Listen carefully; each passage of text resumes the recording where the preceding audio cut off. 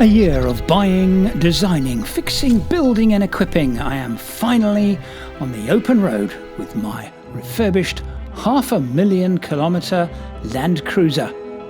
My Africa 2024 expedition starts here.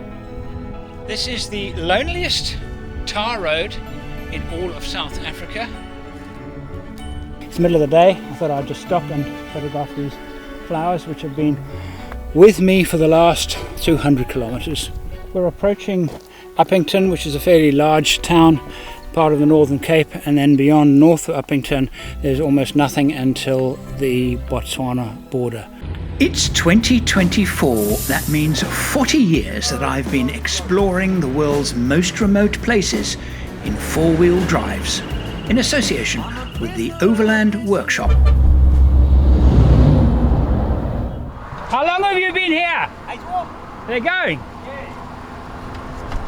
These are contraflows. We got lucky. The wait is typically 40 minutes. So I can see the guys all racing to get ahead of the trucks. It might be the open road, but there is a lot of traffic, a lot of trucks and contraflow. Some of the trucks have come out. They haven't waited. But most of them actually being quite polite about things. I got lucky. But there will probably be more. I very much doubt if this is the last one. I'm going to do what the locals do. With my underpowered 1HZ engine, getting past trucks is its single biggest problem. It has no guts. That's when the engine is new. This one isn't new. Now you can see why this contraflow is a 40-minute wait. I think we waited probably 1 minute.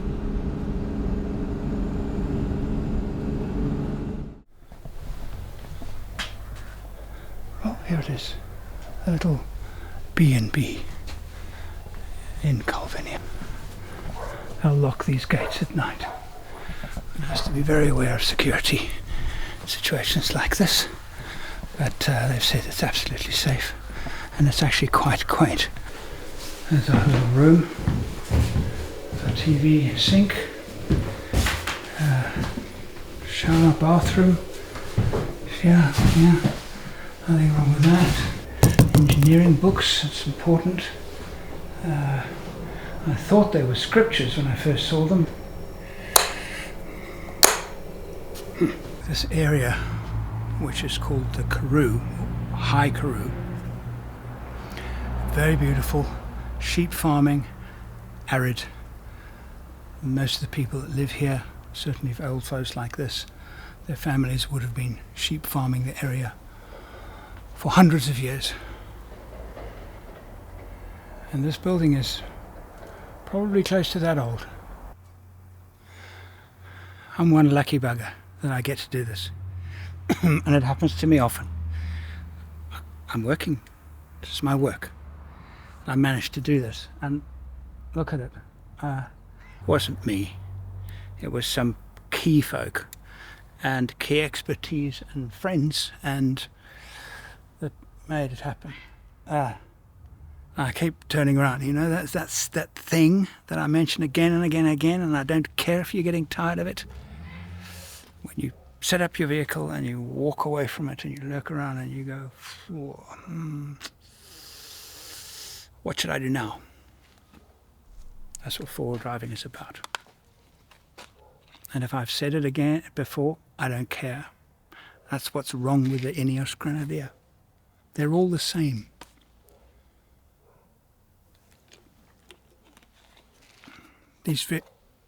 When have you seen a troopy like that? I haven't. With that combination? No. But all dues given. It's a new car.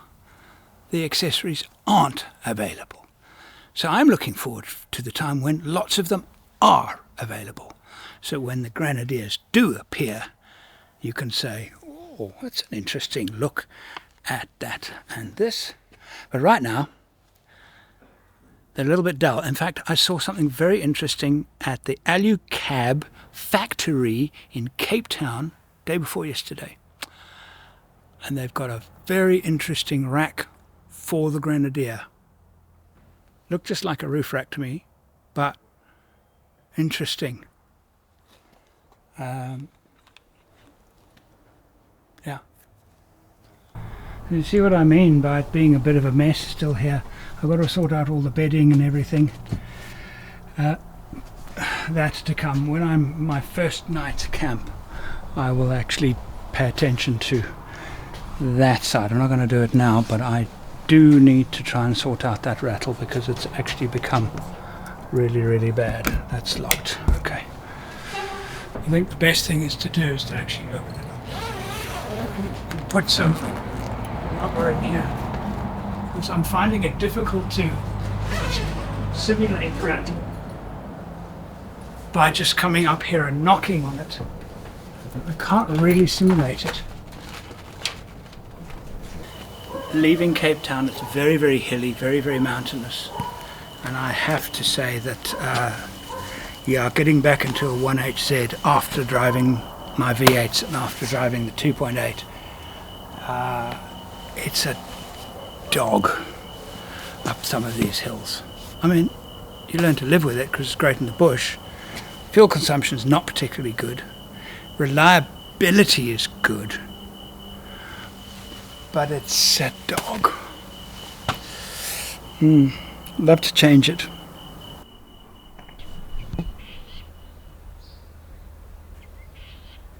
Sometimes en route I will take lodging. It means that I am very refreshed for the very, very long drive ahead. If I can't and camp, then I camp. But then we generally depart a little bit later. I've got about, I haven't actually looked at the map, but it's about 600 kilometers to do today, so it's a fairly long day, but not extreme. The vehicle is slow, so a 600 day is a full day. The idea is to get to a place called Tota Lodge, which is just south of the Botswana border, cross the border really early tomorrow morning. Now the reason why I want to do that really early, and I will camp tonight, first night camp in the new cruiser. But the reason why I want to get to that point is that north of the Botswana border, there's a place called Mabusahubi. I first went to Mabusahubi in 1987, and there was absolutely nothing there. That's not the case today. In fact, today you have to book a campsite. Now, I love traveling with no bookings, no schedules, but it's not always possible. That's why I love Western Australia so much. So much of it, desert, crossing the desert. You are on your own timetable, and that means you have to relax. In Botswana, there are many places, the best places, I suppose, are subject to booking. You need to book your campsite. There are not that many of them. I tried to book Mabusahubi. I failed. Well, they don't have any space, but I don't necessarily believe them. I'll explain why later. But I want to get to Mabusahubi, the gate of the national park, and see if they have space. If they say no, we don't, I do have a very cunning plan B. It's a long day today, beautiful countryside, gorgeous. Continue on R27. Ooh, it won't even turn off, you know. I'm having trouble with my Garmin this morning. This is the second time I've done this. It's the second time I've told it to turn off and shut up. I'm actually going to stop using GPSs completely. I'm just going to stop using them. And the reason is this. Garmin's software doesn't allow sufficient detail. So, HEMA maps in Australia I've got on my iPad and on my Garmin Overlander, and there's more detail on the iPad. Tracks for Africa is now installed on both my iPad and my Garmin Overlander, and the Garmin Overlander does not show as much detail. Critical detail, if you're looking for a campsite somewhere and you're gonna exploring the back tracks, which is what we do a lot, Garmin doesn't show it. That's it. It's a software issue. I'm told by the Tracks for Africa guys that the data they put in the Garmin and the data they put into the iPad is identical, and there is a big difference. And on Canning, I was using my Garmin Overlander as an overland as my principal navigator, and when Sean joined us, he was using an iPad. We both had HEMA, and he would say to me over the radio, "Do you have that track?" And I'd say, "What track?" And we would compare. There it was. He had more information. We're driving into a storm. We still have a little under 2 hours. It's 4 o'clock, and which means I'm going to arrive at sunset. Not ideal at all, but I've been trying to make up lost time the last 2 days. If I make it there tonight, I have made up all of the time that I've lost.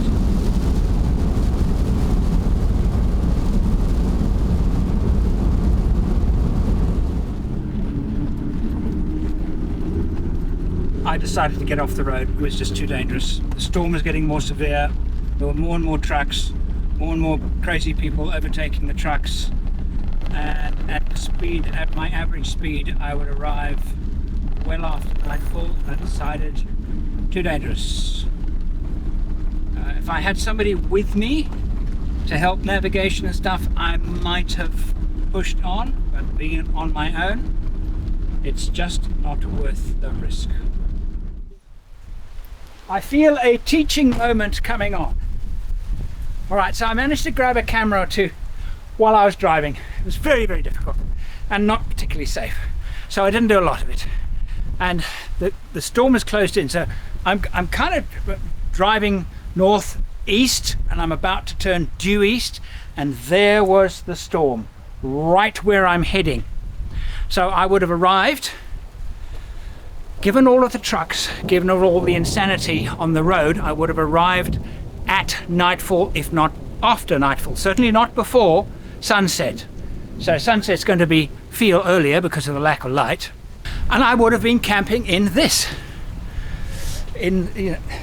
So I pulled over at the first lodge, and this is more expensive than your average, but it's 100 times nicer than your average B&B.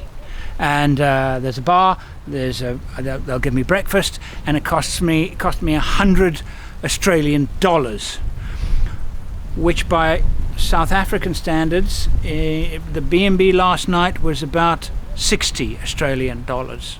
The camp tonight would have been about 50. So yes, but worth every penny. I have to say though, they haven't invented smell-o-vision. Hopefully they never will. But the smell outside of the new rain on the bush, it's intoxicating. This is very pleasant. Oh, that is nice. That is very, very nice. All right, first beer of the trip. I've got something to share with you. Windhoek Lager. In fact, that's a Windhoek draft. Even better. And I'm going to open it with my knife that I purchased just yesterday. Victorinox Swiss Army knife, and I thought I would get myself another one, and I've got my one with two tools that are absolutely vital that I haven't had in any of my kits since: the tweezer and toothpick. And just my way of saying thank you to the team in South Africa that built my Landcruiser. I have two things to say to you. Thank you very much. Your effort is paying great dividends in my heart, but we haven't finished yet. Cheers everybody. Welcome to my 2024 Africa expedition. My first serious penknife was a Victorinox. I had a white one with everything, even the kitchen sink. It was on the kitchen sink. It was quite bulky, but it was white. And some bastard stole it from me. A fan of the show broke into my house 4 years ago, broke into my garage and stole a whole lot of beautiful knives and kit out of my green V8. And all of the things that I lost that felt most hard about was my white Swiss Army knife. And this is actually the first one I've bought since then, all that time ago. And I just got a little, I mean, you know, you're around the campfire, you know, having blades. You've got to have blades and stuff, you know, whatever. And I still think that of all the knives I have ever owned, nothing holds its edge quite like a Victorinox.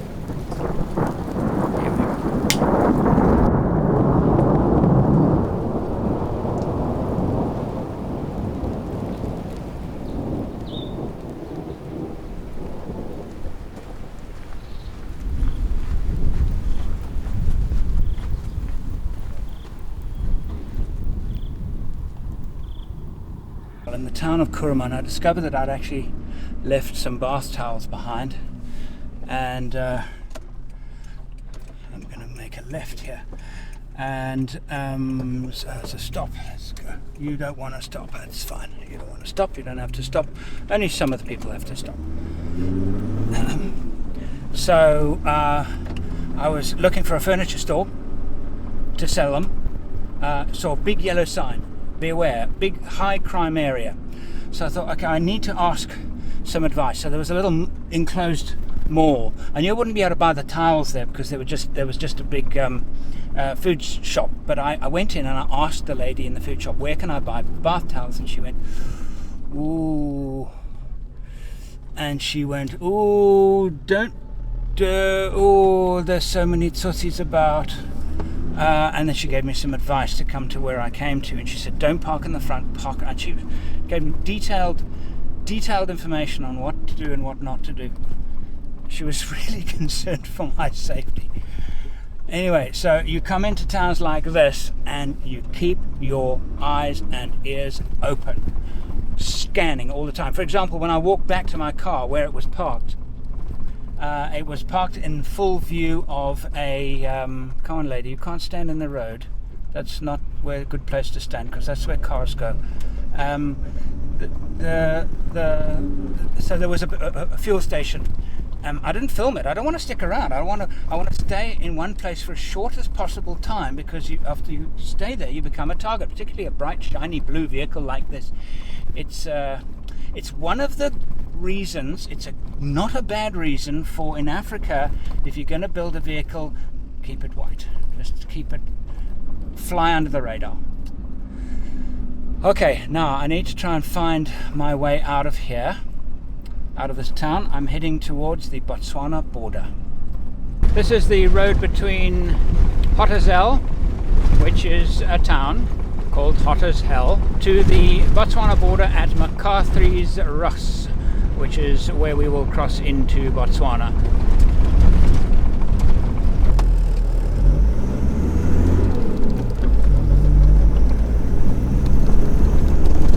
I am in Botswana. Stressful.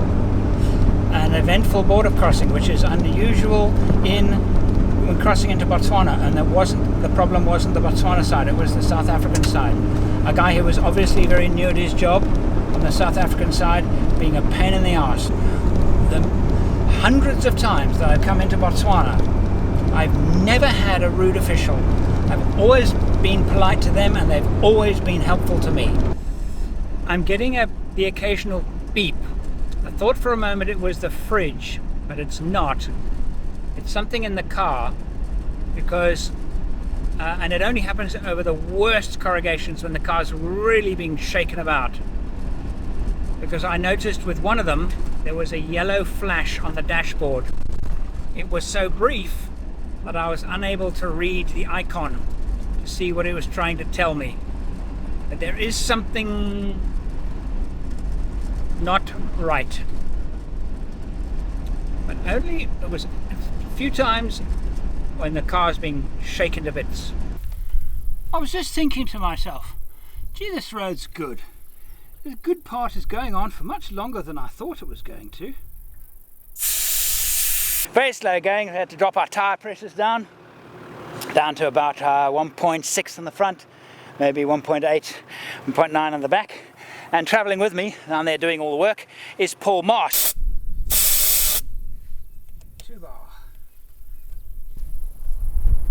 These side steps are very handy. I'll tell you later a story about this track. It was really something. There was so little traffic on this road that, but now Mabusa Hubi is well established as a game park. I'm not going there. We're going to drive past it, and I've got a good reason why.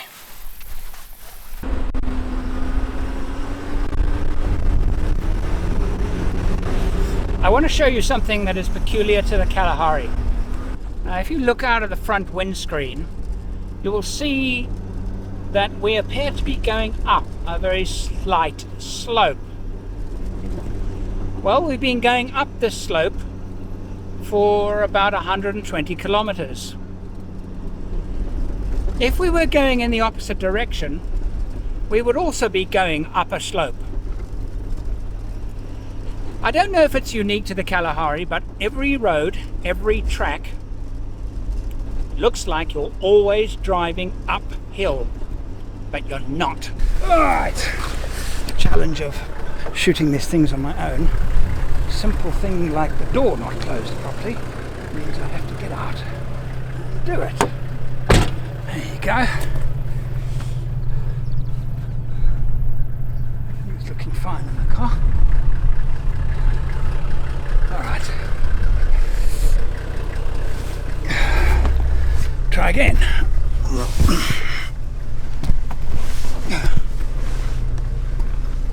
Alright.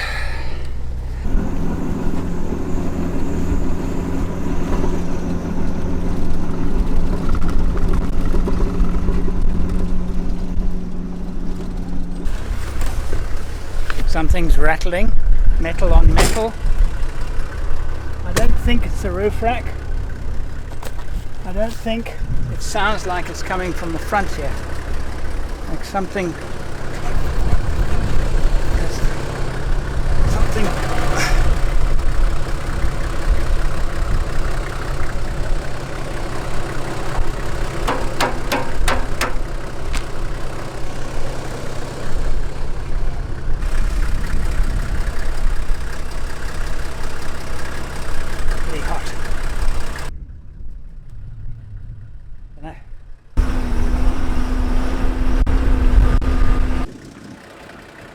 Right, it's 4 o'clock. But here is a track leading to and you can see it's a heavily grassed track. I'm going to need a grass net on my radiator if I'm going to take it, but I do have one in my car, and it is to this place here called Mokopong. There's the signpost there. So I don't want to go to Mokopong. What I want to do is find a remote campsite, and I'm going to drive that way until I see a nice clearing, and I'm going to set up my camp. This is what I had planned to do all along, and I'm sticking to my plan. Here it is, my grill net. The bag is really nice quality, except there's nowhere to open it and close it. Well, some of you, I know a lot of you in Australia will be watching this and thinking to myself, well, could a lion jump out behind me? Well, the short answer to that is I can't. I have to ruin this bag. It is what it is. The answer is yeah. Is it likely? Really no, because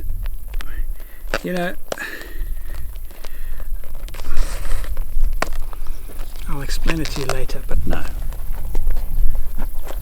there's a huge game reserve just there. The fence is probably just over there, and it's a low fence, and it's full of lions and antelope. But no. Yeah, maybe. But I'm not worried. And it's not because I'm brave. I just know. Isn't it beautiful though? God, I love this place. Right. I got the big one.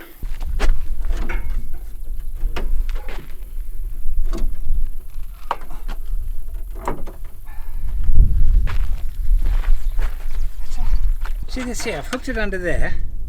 If there was an eye there, I could just boom, hook it onto there, but there isn't. This is me almost incoherently complaining about the design of the grill net. Had the designer actually used this grill net, it wouldn't be designed like this. And it's a constant frustration to me that I buy products which have so much potential, like this one, but fall short because, well, the designers spend most of their time guessing what would work instead of actually working it out. He didn't think it through. He didn't think it through. It could be so good. I often wonder, people that design equipment, do you use it? Because underneath, of course, it's going to rub on the grass and probably that get damaged. But anyway, you've got your brand name on the front there, which I hate. Here I go again. Brand names printed in huge letters all over products. Your sticker on it.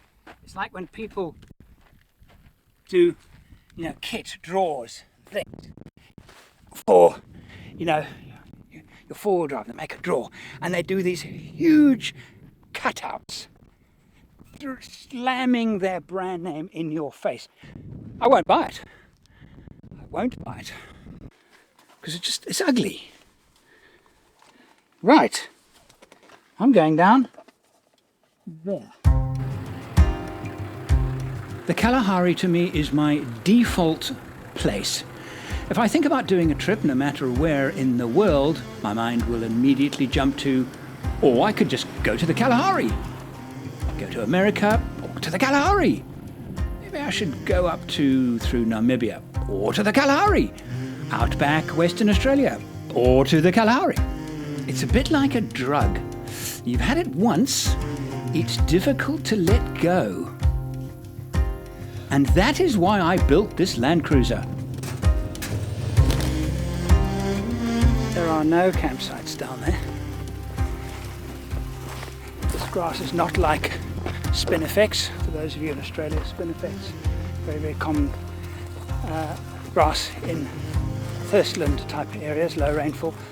They've had an enormous amount of rainfall here. It's normally not green, it's normally yellow. And so they've had so much rain that that's why everything is looking incredibly lush and why the game, animals, will be scattered.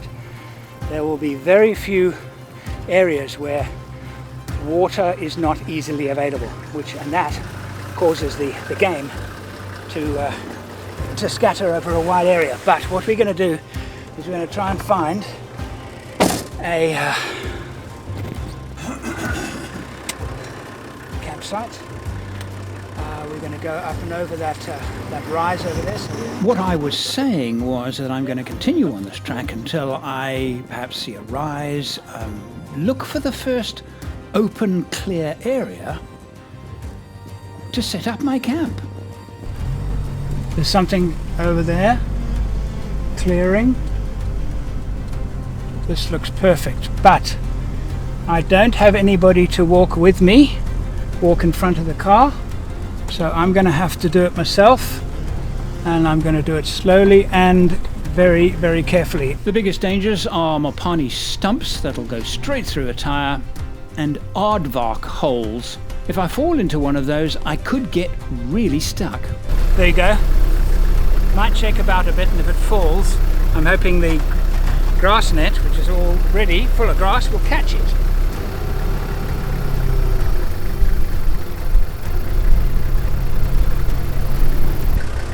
Right, here I am at the campsite, and I just fell down that the aardvark hole there, which is what I was trying not to drive down. So I'm going to find myself a nice spot here. I need to just level the car somewhere. I think here. Whew, I'm in need of a beer.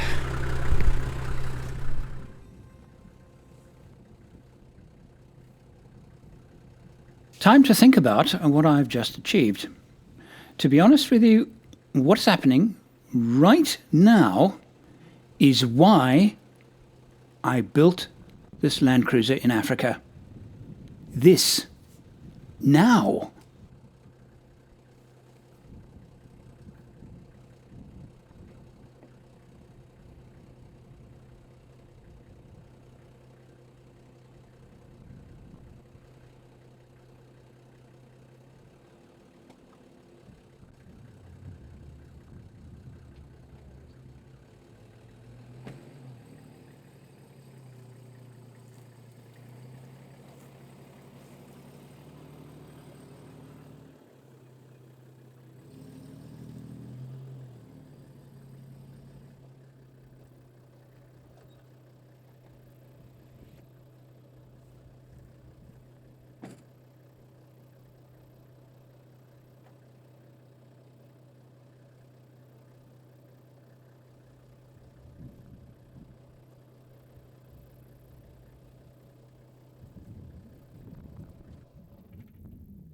Good enough. I've got to work this. Every day there's no flat bit. I'm going to have to use the max tracks to get me flat. This is not. This is a natural watershed here. Dig down here, dig deep here, you'll find water.